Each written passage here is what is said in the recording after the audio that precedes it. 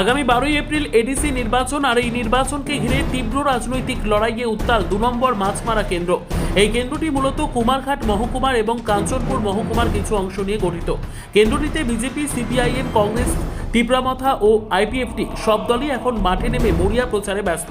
বুধবার 2 নম্বর মাছমারা কেন্দ্রের নালকাটা এডিসি ভিলেজে বিজেপির পেচারতল মণ্ডল সভাপতির উপস্থিতিতে প্রার্থী মঞ্জুরানী সরকারের সমর্থনে বাড়ি বাড়ি প্রচার চালানো হয়। ভোট টানতে এক প্রকার সর্বশক্তি নিয়োগ করেছে শাসক দল। অন্যদিকে বিকেলে উক্ত মাছমারা কেন্দ্রের জয়কুমার পাড়ায় কংগ্রেসের ভাঙন স্পষ্ট হয়ে ওঠে। 6টি পরিবারের মোট 19 জন ভোটার কংগ্রেস ত্যাগ করে বিজেপিতে যোগ দেন।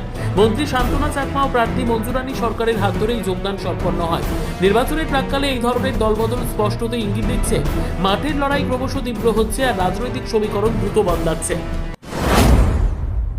ব্রজলাল সরকার তোমায় জানাই হাজার হাজার স্বাগতম। সুভাষ লাকি তোমায় জানাই হাজার হাজার স্বাগতম। সুরজ সরকার তোমায় জানাই হাজার হাজার স্বাগতম।